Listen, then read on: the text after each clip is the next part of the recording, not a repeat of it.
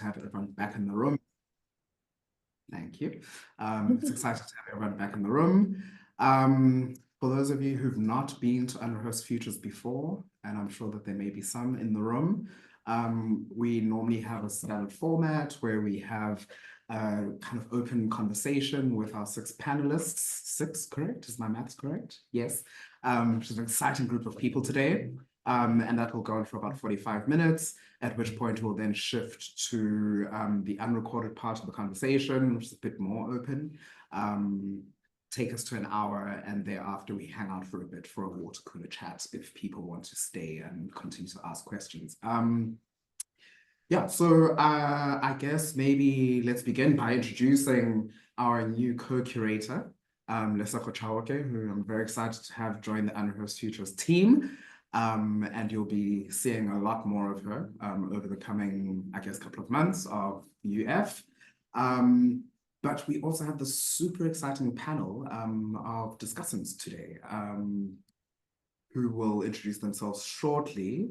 But I will, going on my screen from left to right, we have Gavin Krastin, we have Kopano Maroga, we have Alan Parker, Jay Pather, Qondiswa James, and Tandile Mbatsha. You'll learn a little more about them over the course of this discussion, which is going to focus on the question of live art, practices of transformation and resistance, solo format, and how live art practice can help us to imagine and engage in transformative practices differently. Lesego, do you want to get us going? Absolutely. Hello, everyone. First of all, Mo and the Unrehearsed team, thank you so much for having me. I'm thoroughly excited about this discussion because we brought together our faves just to kiki and to chat and to reflect on our practices together. So I trust that it's going to be an exciting discussion. Before we jump in, I just want to briefly introduce myself. I am a doctoral candidate at the University of Cape Town. I sometimes make things. Mostly I think about and write about things that other people make because that interests and excites me.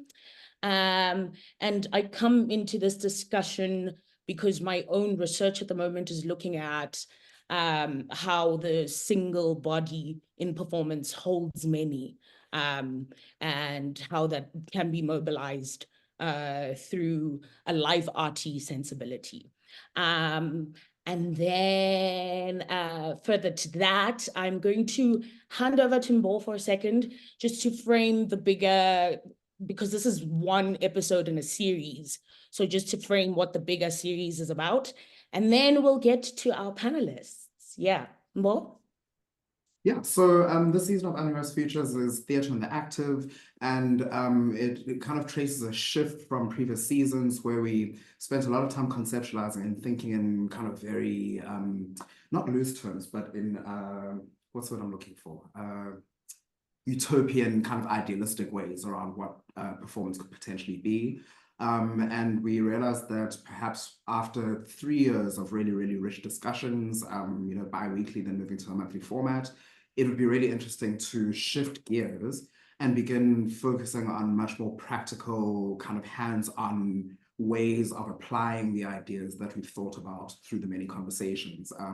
So the conversations over the rest of the season are focused on this idea of theatre as action, theatre in the active sense, performance more broadly conceived as a way of manifestly doing things materially in the world, rather than this kind of distant concept that we tend to, or certainly I do in the academy, spend a lot of time theorizing and less time talking in very practical terms about. So for us, this kind of gathering of, I can use the word luminaries, the live art field, is exciting because of the specificity of the kind of forms that you're working in, the challenging kind of ecology in which you have to make that work, and the really inventive and rigorous and dynamic ways that you have all found to make work, engage in conversation, and to sustain your practice in spite of the kinds of limitations, right, that we all know bedevil the art scene. Those can be structural and usually are. They can be cultural, they're economic. It's usually a heady mix of all of those things. We all also tend to work from multiple global locales. So there's also this kind of interesting conversation around the kind of transnational conversations that are happening and the kinds of networks that live art perhaps allows us to imagine and manifest as a way of shifting the arena of performance in generally. Okay, fantastic. Thank you, Mo. Thank you. Yeah, I'm just going to jump in, and I think I will start off with Jay, but I'm going to pose the same question to all of you. Can you just discuss a little bit what your approach to live art and to solo performance in relation to live art is, how you conceptualize that, how you think through it? Yeah. And if you could also introduce yourself just very briefly at the top of that, please. Right, yes. Tell us who you are, what you do, please. Hi, so I'm Jay Pather. I direct the Institute for Creative Arts and the ICA's Live Art Festival is something that I curate and sometimes with other curators. Yeah, I think I came upon live art through being unhappy about dance. I think that's probably what it was. I found dance unnecessary, and kind of like it became such a narcissistic way of being in the world that I just was kind of, and I couldn't match it because I remember in the 80s, yeah, it goes that far back. Sorry, children. In the kind of 80s, someone doing like a neoclassical ballet piece around prisoners in Robben Island, and I really wanted to vomit, and I thought that kind of representation of suffering through pointed toes and slow développés to the side as the all of that stuff. And I remember thinking there must be a better way to live in the world and must be a more honest way to live in the world rather than representing trauma and tragedy while flagellating on one's sense of the body and how beautiful one can be. So I think my real a lot of dissatisfaction and then a lot of dissatisfaction with performance generally in terms of like being in these cloistered spaces in the theater and not actually connecting with activism, or even though it was supposed to be representing trauma. So the difference between representing stuff and actually getting to the point when one may be doing something. So that's how I started to think about finding other modes and ways. Yeah. Amazing, amazing. I think that's such an important thing because part of the transgressive function of live art is that it doesn't just transgress the political situation, but the notion of form itself as well. And I'd like to jump over to Gavin over here. Could you talk a little bit about live art arcade in particular, but also how you conceive of this notion of transgression and pushing the form beyond itself within the model of live art arcade? Right. Thank you so much. Thank you, Mbongeni, for inviting me, and thank you to the CTDPS and DSM for having me. I consider myself a pracademic. Although the advert said Dr. Gavin Krastin, I'm still reading towards my PhD, also at UCT, but I take that good omen and that energy, so thank you for that. Like Jay, I also came to live art through not necessarily dance, but choreography. And I noticed that I would often choreograph things other than dance. And it was actually through Jay, even though I was at another university, Jay had been a continuous external examiner, an external respondent, and kind of like a mentor. And that is how the kind of live art came about. I'd always been interested in it in England and how it developed. But of course, as the ICA and Jay's research has really proliferated through South Africa, I've come to understand what live art is in South Africa, or I'm still coming to unlearn and relearn and unlearn and relearn what live art is in South Africa. I think for me, live art is not so much a genre or a form, but rather a cultural approach, a cultural strategy, and a lifestyle. It continuously humbles me because having grown up in the theatre world where everything is about control, exit, entrances, you really have to relinquish into the unpredictability and adaptability and the multiculturalism and pluriversity of live art. I'm quite interested in real sites, real spaces, and real time, as opposed to characterized times or spaces, ones that are kind of like suspended in a disbelief, which I think riffs off Jay's notion of representation, so to speak, trauma with pointed toes. Yes, and I also, for the last 7 years, have been running the Live Art Arcade, and that is a intermediary space and a liminal space where emerging artists can get together and we collectively, as an ecology, create these live arts, often action-based endeavors where multiple things happen simultaneously but in different spaces, leaving the audience to traverse and navigate the simultaneity. And that actually puts the onus of composition in the realm of the audience, which is normally in the realm of the director. So the audience walks throughout a large arcade-like space, engaging with these multiple sites where people have been dwelling in space for long duration, resulting in action. And it's really, for me, I look at that as a means to try and empower both the artist and the audience, in that there is a releasing of control where, artist and audience can engage and create this kind of border zone, so to speak. Yes, and that's my interest, and yeah, I'm very interested in supporting young artists and emerging artists, whatever that might be. I don't mean that in terms of biological age at all. I think age is far more cosmic than that. And yes, I just love live art and think that it is, as I say, a strategy of inclusion as well as decoloniality and a way of being in the world, really. Absolutely. Thank you, Gavin. I think I'm gonna jump to Qondiswa here. Can you talk a little bit about because we come out of the formal theatre training background, right? Which means there's a strict pedagogics that we've grown up in, right?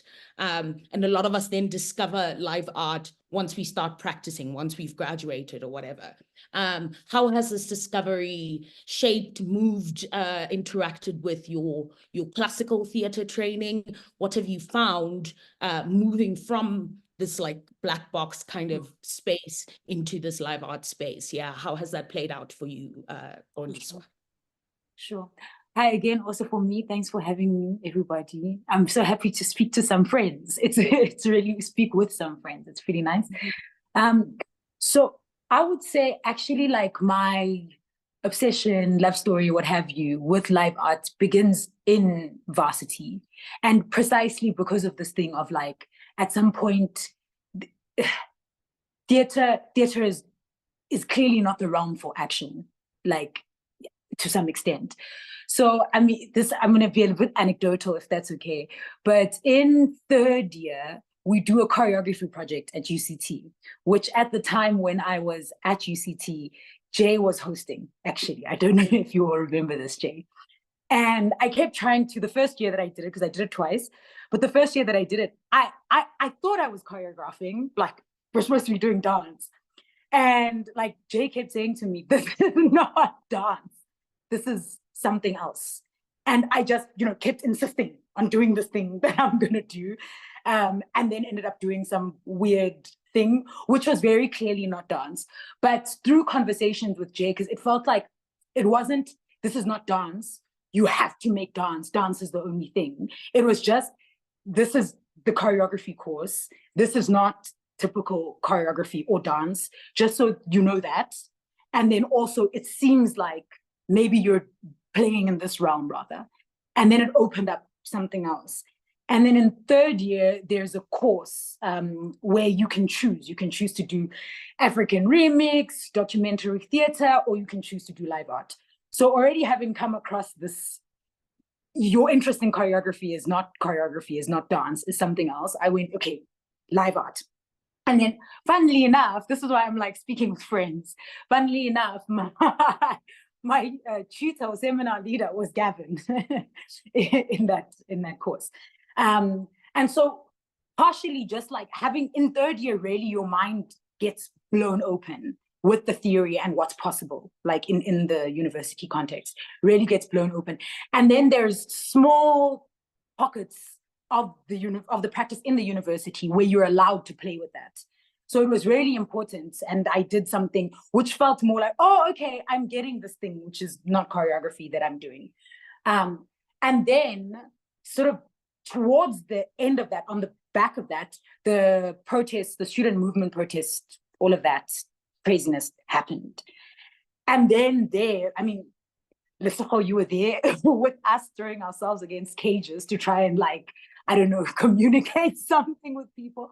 But then live art really became a strategy to, okay, we know we have this thing, this tool, this craft that's able to message, that's able to connect people.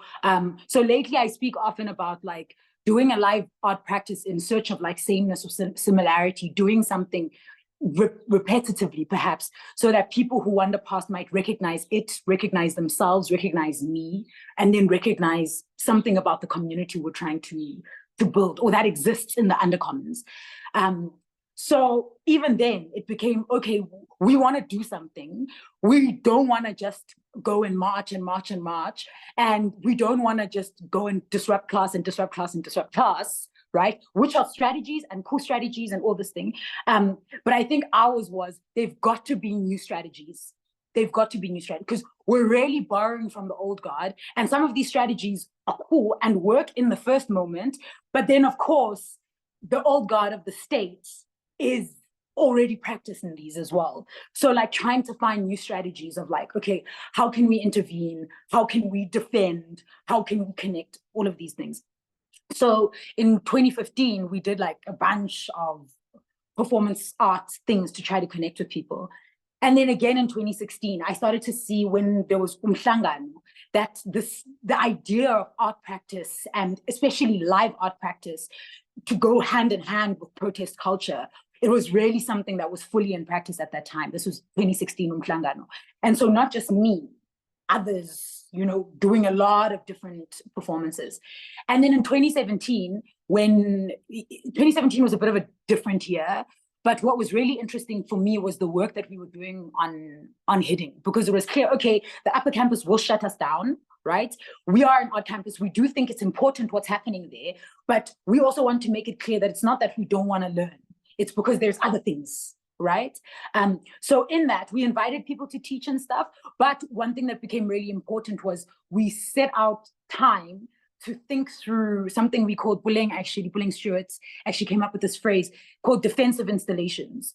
Like in the confrontation between the people and the police, how can art intervene? So yeah, we already body on the line people, but how can art intervene to diffuse, but in a way that's not muted also? So then the art becomes a thing that acts, that does the action. And then to think, okay, how does the state react? Then now balls in your court. Maybe there's a different possibility, a different imagination of what can happen in that confrontation. So for me, this is how I found live art and how live art immediately began to shape how I moved in the world, how I understood myself as a political person, a so-called activist, but also understanding that like I cannot separate my art. I do not become some political mouthpiece suddenly, and that the things that I feel, the politics that I have, are not clothes that I divest when I leave. It's not things that I can step on stage and then represent, and as soon as I step off stage, there's this space between these things. It's a thing that's in me, that lives in me when I'm walking on street, when I'm finding myself in altercations with people at bars because they've been some type of way. And then thinking through like, the theater is not enough. We need to explode the roof. And beyond the exploding of the roof, we need to just, we need to run against the walls that contain us, to reach people and to try and because it was very important for me. I kept asking Mark at some point, was there a point where theater, people went and watched theater, like in the 80s and the 70s, people went and watched theater and immediately afterwards were like, let's go fight, right? And overwhelmingly, obviously, the response is no. Is that it's the first process, it's the first part, the part where then the conversation can be had, and maybe it infiltrates into the spaces of action, and that it affects like how the ideological stuff, but also how the actions are chosen, which is fine. But I really felt like I want to go, and I want to go now. And how do I, in the moment, find people who are willing to go now, right? And what can I do with my practice to message to people, I'm ready to go if you're ready to go. But if not, it's cool. I can also wait and just keep doing this thing. Yeah. Lots to jump off of from there. But I want to quickly jump to Tandile and maybe a little bit Kopano as well. I want to think about in your own work, because live art is its own kind of queering of form, right? And I know that both your practices kind of center queerness, right? So yeah, how does the intersection between softness and resistance feature in your work as live art practitioners? Damn. Okay. Both of us. There we go. Both, okay. Hi, everyone. I am Tandile Mbatsha. My pronouns are they, them, and theirs. Ndizalwa intombi yasemagwashini, my mother. The clan name, Yumvambulawu, and I am Umzangwe, Unjana Nuntelelu Zongozi, Umbambozi Nomongo, Amaku. I was just conjuring my people and acknowledging my people there via my clan names, both maternal and paternal. Geez, my arrival, a softness, and okay. Also, I just want to frame a little bit about how I arrived at this live art thing. I did my audition to enter varsity, and after the audition, the director at the time told me straight up that, look, you're too small, you're too short, you can't partner with anyone, you're going to have to work to be a soloist. Okay, mind you, I come from theater school, and we had a conversation subsequently, I think 4 or 5 years post undergrad about this in his car. We're driving from something else together and so on. But then there was also, we were both studying, Kopano and I, also this intergenerational thing that's happening here. I'm loving it. Kopano and I were in first year together. We were studying classical ballet. We were the only 2 boys in the class. We were the only boys of color in the class. And there was, we actually, speaking of softness, I think we took a very, I don't know if it was conscious, we never spoke about it, Kopano, through you, and I hope trigger warnings there of any that happened in undergrad. But there was then this, he was taller, they're taller, and I'm super, super small and short.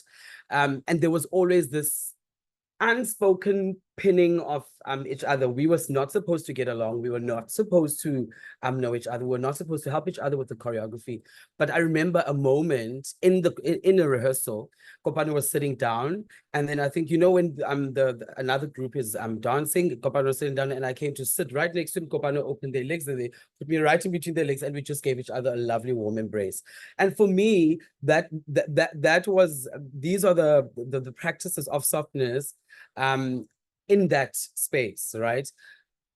then on this thing of being unhappy, wanting action, being unhappy with the form itself. I mean, I decided long ago that I'm not going to get into a dance company. I'm not going to get into, and we were right next to Cape Town City Ballet at the time.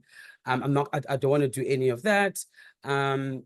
Let's see where we go. So just after undergrad, after we graduated, there was one of many, of course, killings of a queer person. A queer person was unalived, and this was on the news and so on. Lindiwe Dlamini and I, who was also very involved in the Rose Must Fall, Fees Must Fall time, those protests, we were house sitting Judy Fayfish's house in Harfield. And I had a pair of high heels, I had some white paint, and there was Judy's garden.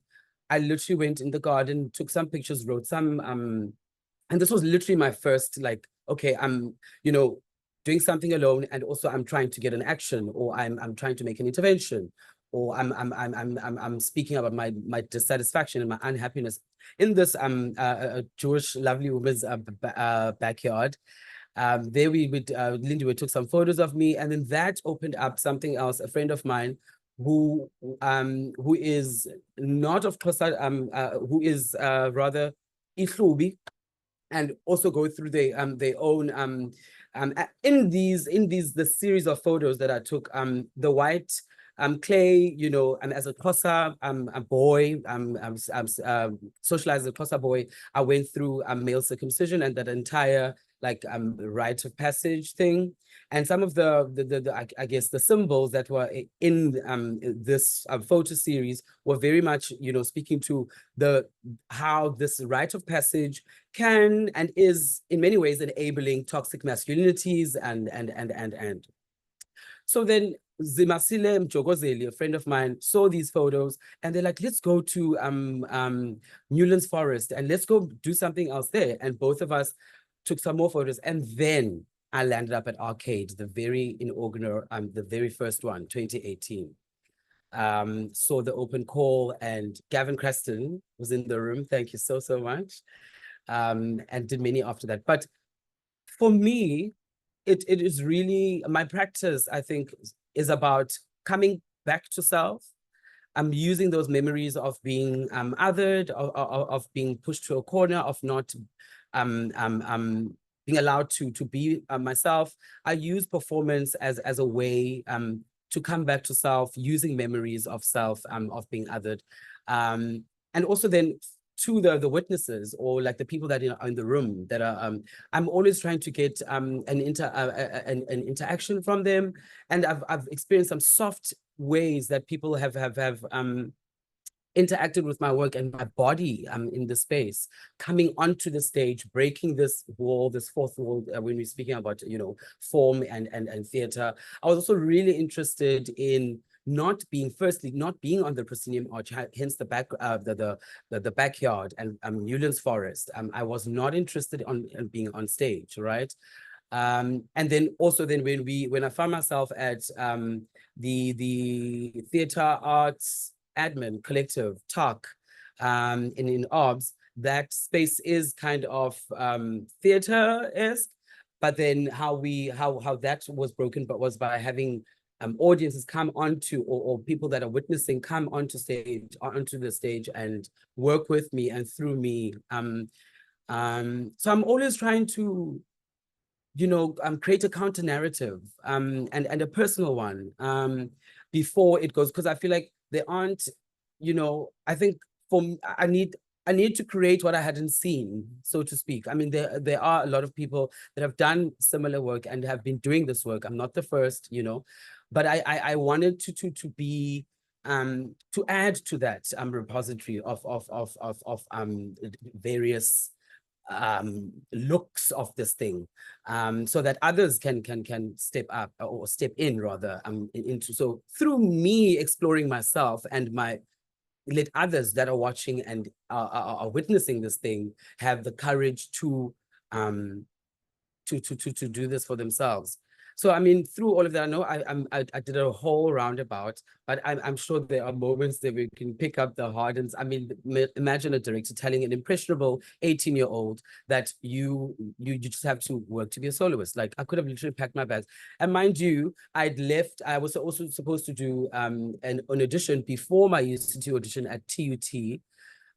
But I didn't go to it on that morning of that Saturday. I was like, I'm not going to go there. I don't want to be only on stage. I need another engagement with this theater thing and art. That is also, you know, a lot more theoretical, and I need to meet, because there are moments of reading these articles that we come across where you actually are able to make sense of yourself and the things that you've been going through and feeling, you know. So I needed that much more rigorous encounter. So I couldn't walk away from that audition after I was told what I was told, because that was all I had, and I just had to make do.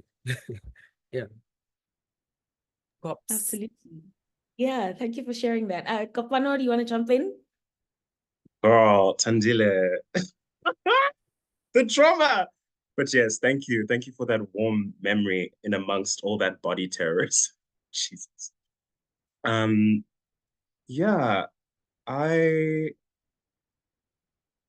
softness, queerness, live art. Maybe as by way of introduction, Kopano is my name. They, them are my pronouns. Performance artist, writer, cultural worker, and educator. And I've been working the past 4 years in Belgium as a dramaturg at an arts institution there.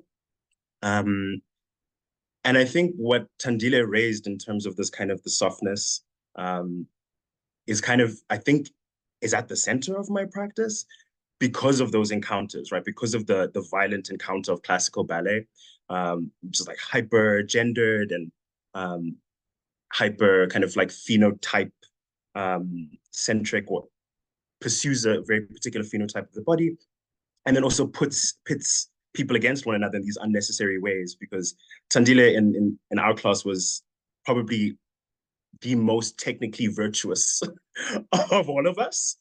And yet, like, I was put in this position of, because I'm taller, and it was like, dance like a man, like, look at Kopano dancing like a man. So it's like all this kind of like gender trouble. It's like, me dancing like a man, girl. But a pursuit to reconcile that trauma, because so much of that kind of like body terrorism that we inherit, or kind of see manifested through classical ballet, is an inheritance of a kind of colonial psychology, a kind of disciplining of the body for purposes, like Qondiswa was saying, for the purposes of the state, right? And that awareness only comes a bit later. So I wanted to start with this quote from this book that I'm slowly working my way through. It's In the Wake by Christina Sharp, on Blackness and Being. And in it, she quotes Saidiya Hartman to say that the autobiographical example is not a personal story that folds onto itself. It's not about navel gazing. It's really about trying to look at historical and social process as one's own formation, as a window onto social and historical processes, as an example of them. And like Hartman, I include the personal here to tell a story capable of engaging in countering the violence of abstraction. And I think it's that like violence of abstraction thing that maybe I was looking for when I came from the kind of classical ballet space, and felt, like Jay was saying, this kind of deep, not only dissatisfaction, but disgust with what was being proposed by classical ballet and what I was participating in, right? So then there's also this kind of like black skin, white masks that you're enacting in those spaces. And much like Qondi, my kind of political awareness came alive in 2015 and 2016 with the Rhodes Must Fall and Fees Must Fall protests, the University of Cape Town, where I was seeing people like Qondi, like Buleng Stewart, using their bodies and using the form of live art to literally disrupt space at great personal cost, but also at great kind of communal benefit to see what the possibilities of this form are, and also kind of bringing our attention back to that as a historical process in South African protest, right? So there's this kind of, for example, these acts of taking off the top of women who are protesting, sexual protests and revealing the breasts, like that is a long tradition actually, right? So the decoloniality in that is like, it's a reminder that like Tandile said, we are not the first, right? And what kind of shape can it take in this moment. So I think in my practice, I'm very convinced, or I'm very excited by the power of perversity. So I made a work when I was doing my master's at UCT with the ICA under Jay, called Jesus Thesis and Other Critical Fabulations. And it was kind of a melange of things that were kind of busy in my mind, but the place that I usually begin is with word, right? So like with the quote, I'm very in the books, and the words often are the place that I begin, and I try to find ways to like paste them onto my body. This kind of like pastiche, not pastiche, it's kind of like palimpsest. And so with Jesus Thesis and Other Critical Fabulations, it was after the 2015-2016 Rose Must Fall, Fees Must Fall movement. There were a lot of us in the kind of Black arts community that were quite concerned with the limitations that had been put on the kind of categorization of what constitutes Black and what are the possibilities for Blackness. I mean, this was kind of the eruption of the Afro-pessimist discourse in South Africa, I would say. I don't know about in America. And so that created a lot of tension of like, okay, but like what constitutes Blackness? And for those of us who are Model C, and you know, supposedly post-apartheid, but like Gandhi says, rather post-TRC, what is our configuration within that kind of like Black monolith, and how, yeah, what are the possibilities there, right? After a moment where it felt like those possibilities have maybe been contracted by the way that we were, by the way that we were kind of framed by the institution, UCT, and by the state, right? As kind of, yeah, very, very simplistically. So those are the questions that were in my mind. That was the kind of question that I entered the master's with, thinking that, okay, I'm going to try and, because at the time I was moving a lot between South Africa and Europe. And I wanted to see, okay, what is the decolonial discourse in South Africa? How are cultural workers responding to it? And what is the difference in Europe? That's where it started. And it went in a very different direction, much because of the way Jay kind of curated the course, thankfully. And the question was kind of like reflected back at me of like, okay, but how do you relate to that question, as opposed to like pointing that question elsewhere? And so somehow, like through a very kind of like circuitous path of like reading, I came to this field of study called comparative mythology. And it became a very useful metaphor for thinking about identity. And so it's the study of kind of like the similarities and the kind of leitmotifs between different religions and spiritualities. And so you see that, you know, Jesus has existed in so many different forms, in so many civilizations and times, and has been so many genders and has had so many shapes. And that became such an interesting kind of metaphor for the nature of identity and how it shifts depending on locale, depending on time, depending on the political milieu. And so starting from that kind of idea, I wanted to kind of use what I had been learning from Saidiya Hartman about critical fabulation to take my body and my life and my kind of my identity categories of queer and Black and faggot, and inject them into the life of Jesus, right?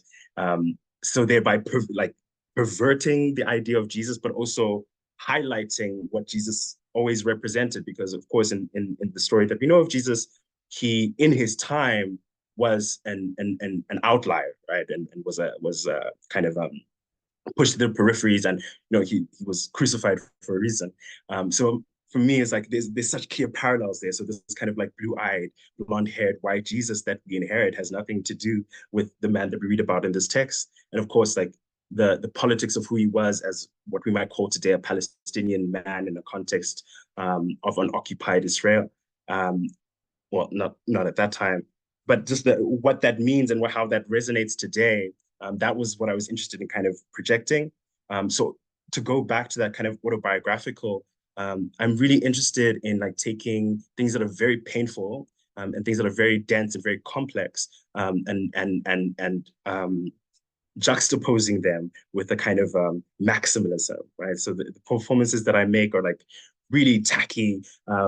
It's like this kind of the costumes are really kind of like, you can find them, you know, at the back of the theater, and they're gaudy, and there's like flowers and glitter and condoms and porn. But the content is also rigorous, and poetic and personal. And so that's kind of how I see how I kind of came into a kind of live art practice from a kind of from a place of immense pain, and looking for like how can that pain open up to pleasure and possibility. Amazing, thank you. Now I wish I'd asked you to bring us some images so we can see some of these things that you're talking about. Alan, I want to pivot to you, and I want you to think through the idea of vulnerability, and particularly in the post-apartheid, postness time that we're in. There's so much pressure for theater, for performance, to do something, right? And I'm hoping that in relation to your work, you can speak a little bit about transformation of self as transgression, doing work about the self, doing autoethnographic, self-referential work, and the transformation that happens in that space, and whether that is action enough, whether that is transgression enough, and whether that that can kind of break the pressure to do something beyond performance itself. Yeah, thanks, Alan. Can I add to that before you get going, please, Alan? Yes, of course. I was on a similar tack, and I guess what struck me is that across all of the speakers so far, one of the impulses that you've all followed to arrive at your practice is this deep dissatisfaction with form, with the kind of politics of the world that we live in, but generally with a kind of history and experience of the world that's worn on the body in really manifest ways. So I know that one of the kind of terms that was circulating as an animating principle for Rhodes Must Fall and Fees Must Fall was this idea of putting one's body on the line. Which, Qondiswa, you make that point that theatre is not the realm for action. It was recognizing that the personal, the intimate, the individual experience can open towards these other kind of collective understandings of the politics that we live in. But Alan, I also know that your practice, yes, is body-centered, but tends to engage with archival remains, for example. So I'm also wondering, where that tension is for you between your own body implicated in the work, and then the kinds of existing archival or memory objects that you play with in your performance. Yeah, so that was the kind of continuity there for me that I found really, really interesting. Sure. Thanks everyone. That's a So lot. lovely to be with everyone in this place. No, I made notes. But yeah, I mean, I think I'm on the image for this session. I'm labeled as a researcher, which I really like that term, because I do consider myself first and foremost a researcher, and through practice and through the body and through performance making, but also through writing and through sitting and thinking and walking and thinking and yeah, speculating about what's wrong with the world, myself, people around me, and ways to find difference or alterity within all of that. So I suppose that's sort of how I came to live art. As everyone has said, with a dissatisfaction with dance, but also physical theatre and what I had been taught to think of that as, and I suppose a desire to make a particular kind of work and explore particular kinds of things in a way that didn't feel possible, given the structures that I had. So yeah, I was sort of drawn to live art because of that dissatisfaction, but also because of its potential for rigorous research. Really spoke to me. So live art as a form that gives space to do things differently, to look at things in alternative ways, to go against the grain, and that really spoke to me from a research perspective, asking questions through the body and through practice, that there are, in my opinion, there's no other way to ask other than to enact them and do them. And as the title of this you know, this series sort of alludes to, this idea of rehearsing futures that can't be rehearsed and those sorts of things. And then, yeah, in terms of like the body and vulnerability and the archive, ever since I started studying, when I came to university, I've had this thing with history. I like understanding where things come from, how things are, the way they are, and particularly the unseen circumstances that result in how art forms take shape, and how these things that we experience as limitations, because they are limitations, where they come from, the ideologies that they connect to, and the traces of those ideologies when we think that they are gone, is I think something that I was really interested in. And so, yeah, from I think even in my undergrad, I started exploring, before I even knew it was something that I was exploring, was the body as an archive. Like you said, Lesego, at the very beginning of the session, this idea of the single body that holds many. And those traces are ancestral, but they're also learned. I mean, dance is the perfect example of that. Every time you step into a dance class, you're absorbing traces of some sort of history into your physiology. And so, yeah, and so a lot of my work is predominantly solo or solo with another person, and often comes from a personal space in terms of my own archive. And I think I've been drawn to that because I find it quite powerful. If we're talking about a tool for transformation, I think starting from a memory or an encounter where you felt something deeply, I think there's power in sharing that in a performative context with an audience, and also, particularly when these things, as in my work, often I'm quite inspired by mundane things, so things that maybe a lot of people can relate to or experience, but through the live art encounter, surfacing something magical or profound or moving about this thing that we think of as quotidian or yeah, uninteresting, and trying to surface something interesting within that, and in so doing reveal its relevance for now, if it's something from the past.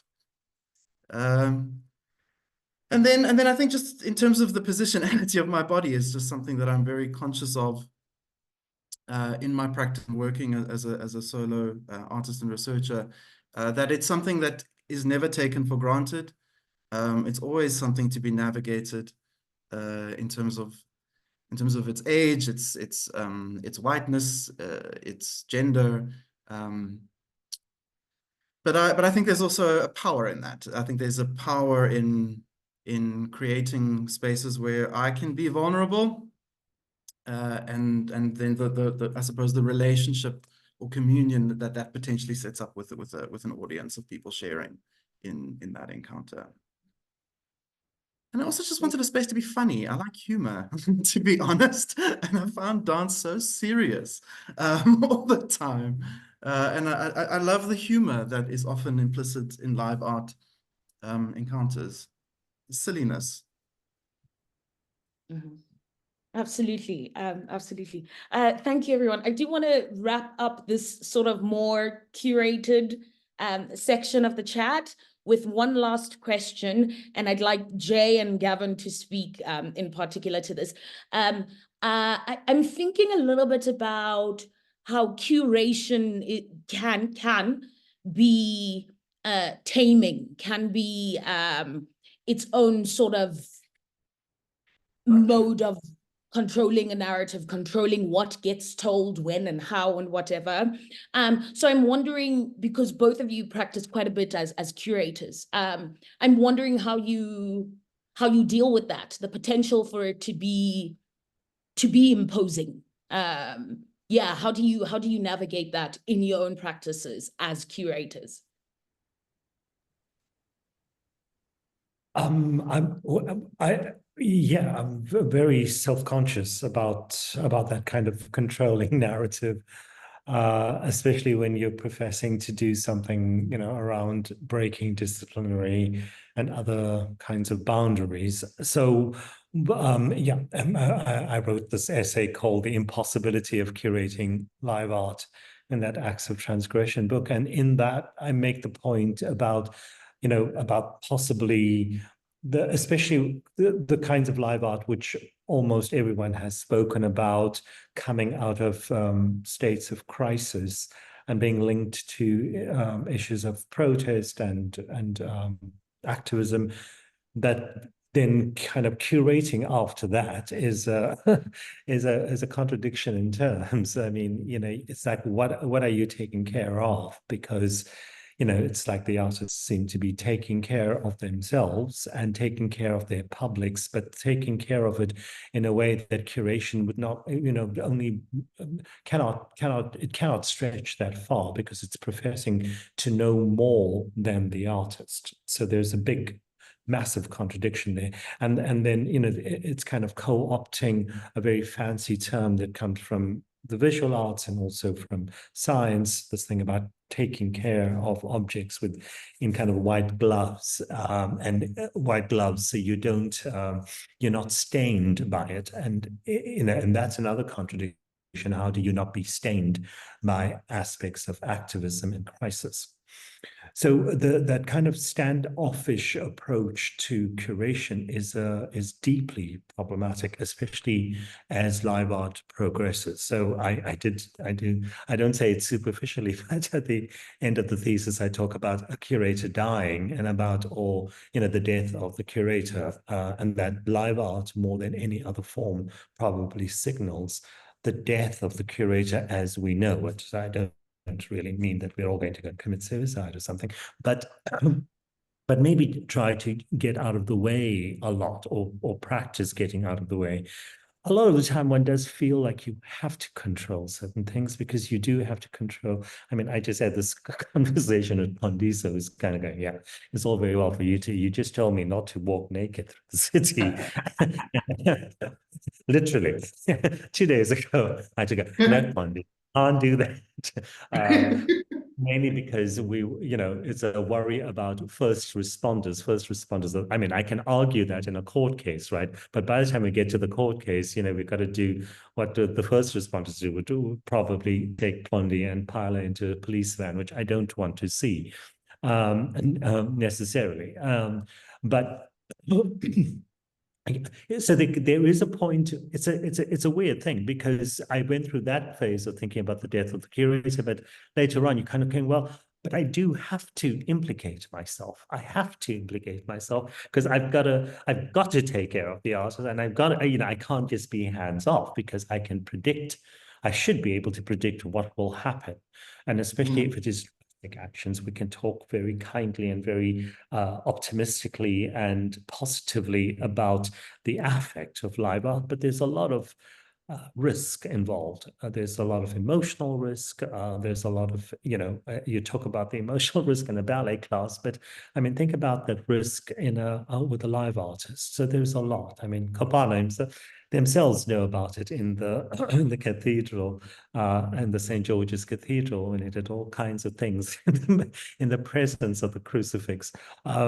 So there is a great deal of risk, and somebody has to step in, and somebody has to be able to hold that container. And for the audiences, let's face it, you have to be able to hold that in the audiences and measure the degree of challenge you want on the audience, and how you can hold that, and just to question whether that's what we want to do, or do we want to completely alienate in the way that a lot of regular theatre does.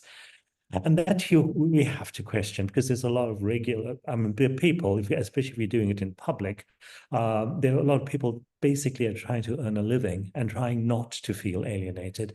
And if you have a live artist doing kinds of stuff that alienates them even further, that's much more damage than we want to do. So how do you take care of that and you allow for that to happen?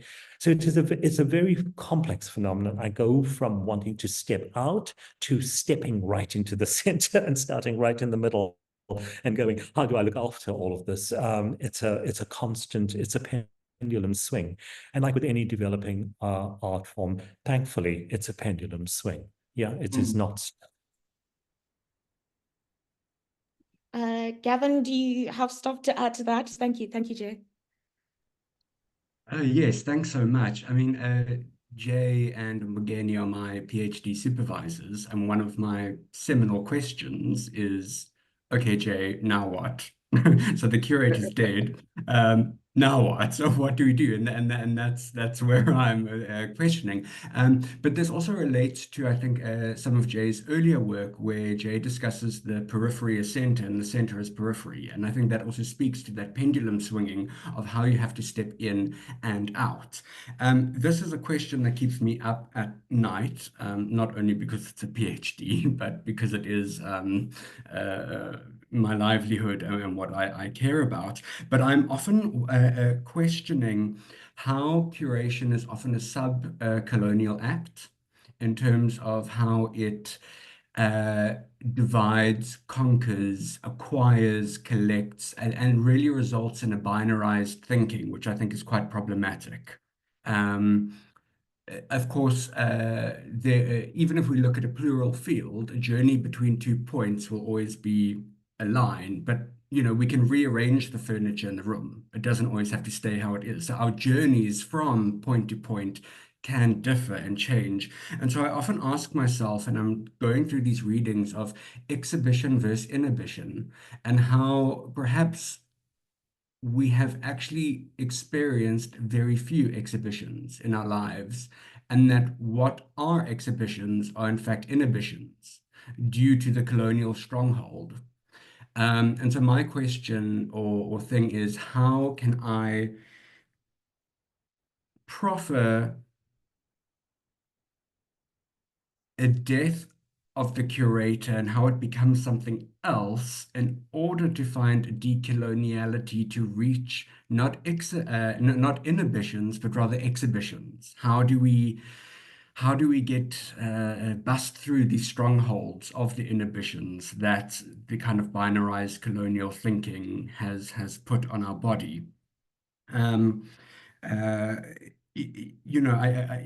This word curate, I think, is also problematic. This notion of it means to care for, but in order to care for, you're assuming there's something wrong to take care of, which I think we need to open up.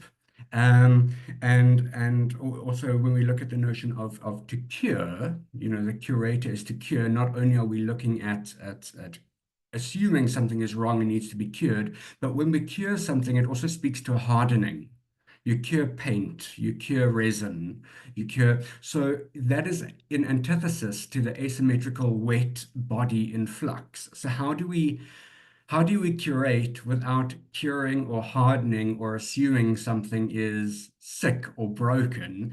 And to me, and I'm hugely inspired by Jay's research, is we need to proffer a new language and a new kind of, not only a philosophy, but a philology around curatorship. And so I'm starting to consider myself as, it's a bit gimmicky, and I apologize, but more of as a curatorist. So I really like the word catalyst because it sets something in motion and then kind of disappears. So how can I set something in motion using the privilege and skill I have? And I've written down here, like Jay saying, stepping in and out. I mean, forgive me if I'm wrong, Jay, but I think we are very responsible for notions of health and safety, financial due diligence, communication, fundraising, and really trying to work at lead from the back in order to, and I hate the word offer a space or create opportunity. That's not what I'm doing. People can create their own opportunities and stuff like that. But how can I be an integral organism within an ecology to create an auto-poetic, auto-aesthetic, where people can get on with it by themselves and to release these modes of control. But I also do find myself stepping in and stepping out. And something I often have to ask myself, this notion of soft curating, the pendulum I find myself going through is like hard curating and soft curating, because I immediately want to go, and then I'm like, no, relax, Gavin, relax, Gavin. We are in the midst of flux and unpredictability. I said earlier, live art humbles me all the time because there is an OCD control element in me. My mind tends to go to disaster a lot, and I'm always trying to mitigate that. And I'm trying to, sometimes things do need to unfold, but I've also gone through a similar situation where Jay was talking about Qondiswa having to intervene there. I'm currently dealing with an artist who is a man of color who would like people to tattoo all over him. And I'm going, okay, but have you thought about these implications? Have you thought about these readings? Have you thought about what this will look like? Have you thought about the aesthetics? Have you thought about your future? Because he also works in hospitality. I'm like, what if someone tattoos a dick on your face? Like, you can't, what if someone tattoos I don't know, a swastika on you. And then I'm trying to go, there are also notions of, because of the body this person has, there are notions that could be connected to gangsterism and the representation that you don't want. And like Jay said, you don't want to alienate yourself further, because sometimes by stepping in, sometimes you actually jump over. So yes, I find myself in this notion of also pendulum. So I'm asking myself, how can I be a curatorialist? How can I put things in motion and then kind of step back, but still be this kind of spectre? But then I feel like I'm haunting the artists. Am I a spectre or an angel? So these are all the questions I'm asking myself, but I think it really comes down to you are not there to care or support the work necessarily, but to care and support the artists so that they can care and support themselves, which I think is a more emancipatory or generative way of thinking. But at the same time, I am also a teacher and a lecturer, so I don't know how Jay navigates this. So you want to go freedom, freedom, freedom, but then this pedagogical voice in your head is also going, okay, but learning, but and then at the end of the day, we are also all working within parameters, right? We're working within financial parameters, space parameters. And so something that, because I do actually go for therapy about how to curate, especially as a white body in South Africa, how do I curate? And so I am constantly asking myself, in these three concentric circles, where is my circle of control, my circle of influence, and then just my circle of concern?